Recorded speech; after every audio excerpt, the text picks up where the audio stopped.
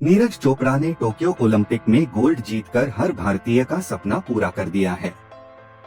Tokyo Olympic में उनके भाले ने 87.58 मीटर की दूरी तय की और भारत का 100 सालों का इंतजार खत्म हुआ। 23 साल के नीरज को उनके शुरुआती दिनों में ट्रेनिंग देने वाले कोच नसीम अहमद अपने शिष्य के ऐतिहासिक प्रदर्शन से बेहद खुश हैं। हालांकि नसीम उन दिनों को याद करके भावुक हो गए जब पहली बार नीरज उनके पास आए थे। भाला फेंक कोच नसीम अहमद ने पंचकूला के ताऊ देवी लाल स्पोर्ट्स कॉम्प्लेक्स में पहली बार साल 2011 में नीरज को देखा था। तब नीरज चोपड़ा नाम का 13 वर्षीय एक गोलमटोल लड़का खेल अकादमी में प्रवेश पाने की प्रक्रिया के बारे में पूछताछ करने आया था। इसके लिए नीरज ने पानीपत के पास अपने पैतृक गांव खंडरा से 4 घंटे से अधिक की यात्रा की थी।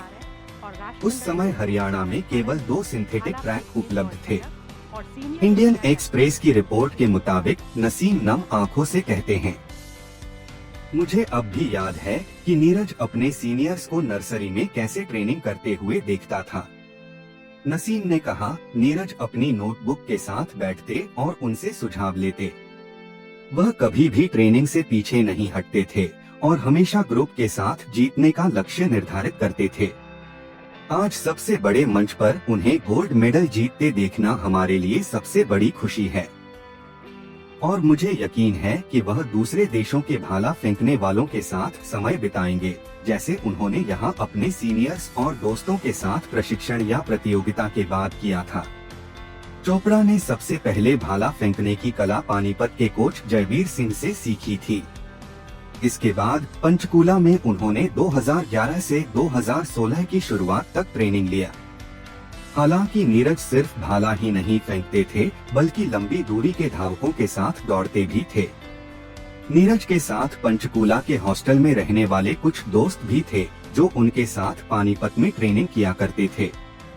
इनमें लंदन 2012 और रियो 2016 के पैरालंपियन और 2014 पैरा एशियाई खेलों में रजत पदक विजेता नरेंद्र रणबीर भी हैं।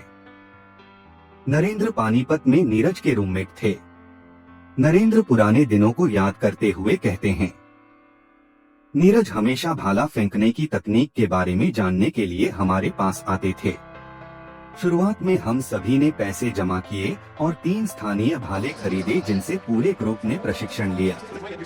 उस समय नीरज ने लगभग 25 से 30 मीटर फेंका, लेकिन एक बार जब हम पंचकूला चले गए तो हमने सीनियर्स से विदेशी भाला उधार लिया।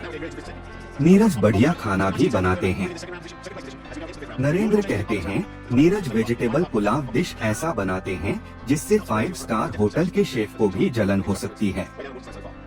गोल्ड मेडल के साथ लौटने पर हम उसे पुलाव बनाने के लिए बोलेंगे। 2016 से नीरज ने राष्ट्रीय शिविर में विभिन्न कोचों के अंडर ट्रेनिंग की है।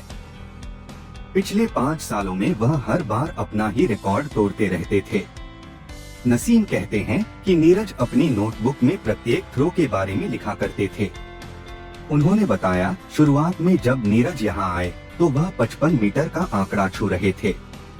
वह सप्ताह में 3 दिन लगभग 50 थ्रो फेंकते। इसके अलावा सीनियर्स और उनके आयु वर्ग के थ्रोअर के साथ मैच भी खेला करते थे। कोच ने कहा, हर बार जब वह 60 मीटर, 70 मीटर और 80 मीटर का आंकड़ा पार करते थे, उसे अपनी नोटबुक में लिखते थे। आज उन्होंने इतिहास की किताबों में अपना नाम लिख दिया। इससे ज्यादा मैं और क्या कह सकता हूँ।